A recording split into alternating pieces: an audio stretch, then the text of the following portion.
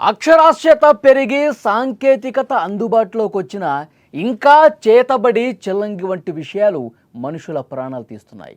ఇలాంటి దారుణమైన ఘటన శ్రీకాకుళం జిల్లా పలాస మండలం కేశుపురం గ్రామం సాక్ష్యంగా నిలిచింది. కేశుపురంలో ఓ వృద్ధుడు చేతబడి చేశాడని అనుమానించిన కొందరు వ్యక్తులు అతన్ని దారుణంగా కర్రలతో రాళ్లతో కొట్టి చంపేశారు. కేవలం ఒక అపోహ కారణంగా ఒక నిండు ప్రాణం బలైంది. శ్రీకాకుళం జిల్లా పలాస మండలం కేశుపురం గ్రామంలో జరిగినటువంటి ఈ ఘటన అక్కడ ఉన్న వాళ్ళందరినీ కలిచివేసింది. ఊరి ప్రజల మధ్య నెలకొన్న మూఢనమ్మకాలు ఒక నిండు ప్రాణాన్ని బలిగొన్నాయి. చేతబడి చేశాడనే అనుమానంతో అదే గ్రామానికి చెందిన కొందరు వ్యక్తులు ఉంగ శ్రీరాములు అనే 80 ఏళ్ల వృద్ధుణ్ణి చాలా దారుణంగా చంపేసినటువంటి పరిస్థితి. ఇటీవల కాలంలో ఆ గ్రామంలో కొందరికి ఆరోగ్యం బాలా.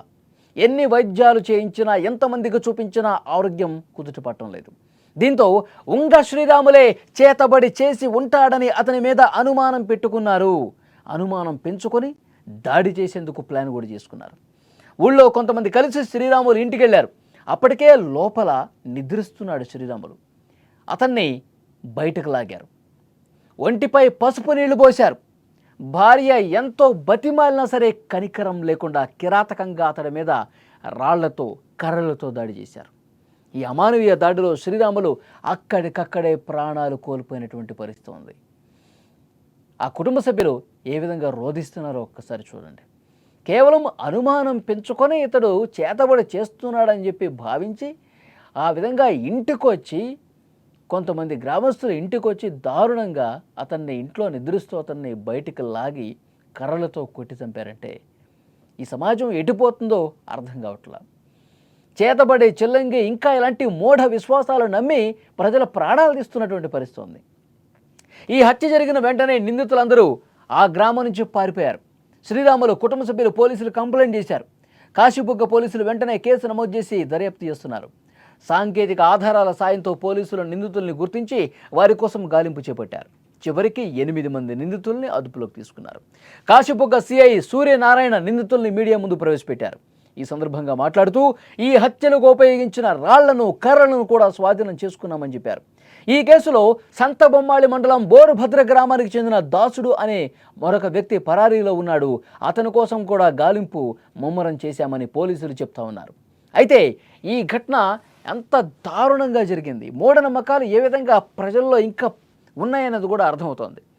ఇంకా ఊళ్ళల్లో ఈ మూఢనమ్మకాల పేరుతో ఈ చిల్లంగిలు చేతబడులు చేసి ప్రాణాలు తీసే పరిస్థితి ఉందని చెప్పి ఇంకా గ్రామస్తులు నమ్ముతున్నారంటే సరైన అవగాహన లేకపోవటం వల్ల, వాళ్ళకి సరైన విధంగా అవగాహన కల్పించడంలో విఫలమవుతూ ఉన్నారు అధికార యంత్రాంగం కూడా. చాలా సందర్భాల్లో చేతబడి చిల్లంగి వంటి ఇలాంటి విషయాల పట్ల ప్రజల్లో అవగాహన పెంచాల్సిన బాధ్యత అధికారులదే. దాన్ని కల్పించకపోవటంలో ఈ విధంగా దారుణాలు చేస్తూ ఉన్నారు. ఇలాంటి ఘటనలు జరగకుండా ప్రజలంతా అప్రమత్తంగా ఉండాలి. టెక్నాలజీ ఎంత పెరిగినా, సమాజం ఎంతగా ముందుకు నడిచినా మూఢనమ్మకాలు మన మధ్య ఇంకా ఉన్నాయి. అమాయకుల ప్రాణాలు గాల్లో కలిసిపోతున్నాయి. దానికి ఈరోజు జరిగిన ఘటనే ఒక ఉదాహరణగా కనిపిస్తోంది, ఒక సాక్ష్యంగా కనిపిస్తోంది. మూఢనమ్మకాలను అంతా చేయటం కేవలం ప్రభుత్వాల బాధ్యత మాత్రమే కాదు.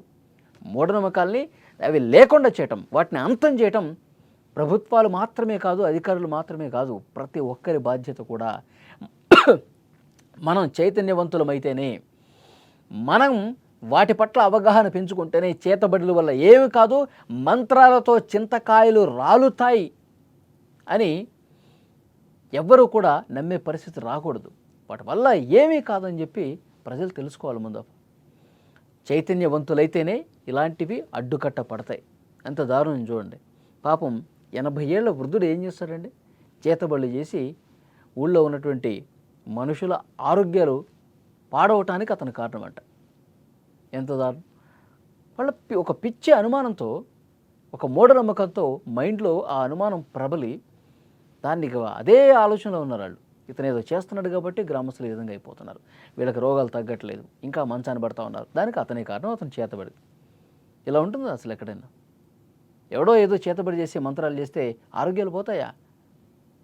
కనీసం ఇంకా ఇంకా చాలా చోట్ల అండి, శ్రీకాకుళంలోనే కాదు, మారుమూల పల్లెల్లో ఇంకా చేతబడులు ఆ అనుమానాలు వాళ్ళ మైండ్స్లో ఇంకా తిష్టవేసే అవే.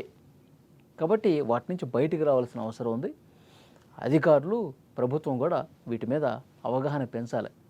రూట్ లెవెల్లోకి వెళ్ళాలి, గ్రామాల్లోకి వెళ్ళి ఇలాంటివి ఏమీ ఉండవు, ఇలాంటివి జరగవు అని చెప్పాలి వాళ్ళకి. అప్పుడు మాత్రమే ఇవి కొంచెం కంట్రోల్ అవుతాయి. చేతబడి అనే నెపంతో ఒక వ్యక్తిని చంపేశారు. అయితే ఆయనకి సుమారు 80 సంవత్సరాల వయసు. ఆయన పేరు ఉంగ రాములు. అయితే వీళ్ళు ఏంటంటే ఆయనకి ఇంతకుముందు కూడా పొంగ సూర్యనారాయణ అనే అతన్ని చెల్లెని పెట్టి చంపేశారని ఒక నెపంతో అది మైండ్లో పెట్టుకొని అదే విలేజ్లో అది లంబ తులసిరావు అనే అతను ఆయనకి గత 10 రోజుల నుంచి ఆరోగ్యం బాగోకపోతే బోరుభద్ర సంతబొమ్మల మండలం బోరుభద్రలోని రియం దాసుడు అనే అతను కూడా తీసుకొచ్చి చూపించారు. అయితే చూపించాక ఏం జరిగిందంటే వీళ్ళు ఈ యొక్క ఉంగ రాముల మీద కక్ష పెట్టుకొని గత 10 సంవత్సరాల నుంచి ఈయన అందరికీ సెల్లింగ్ పెట్టి చంపేస్తున్నాడు, జ్వరాలు వస్తున్నాయి, పోతున్నాయి, కొంతమంది ఆరోగ్యం బాగుండడానికి ఇదవుతున్నారు అనే నెపంతో మనసులో పెట్టుకొని మొన్న 2వ తారీఖు రాత్రి 10:30 గంటలకి వెళ్ళి ఈ తులసిరావు, రాజ్ కుమార్ అనే మొత్తం 8 మెంబర్స్ వెళ్ళారు. ఇంటికి వెళ్ళి అతనికి లోపల పడుకున్నాడు.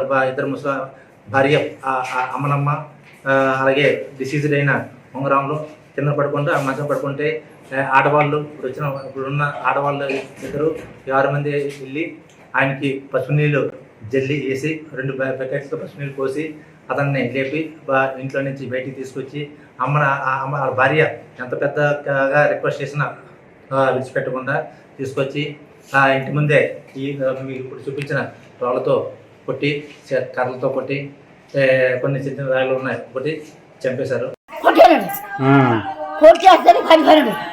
ఇక్కడ సంఘానికి ఈడ్చినారు.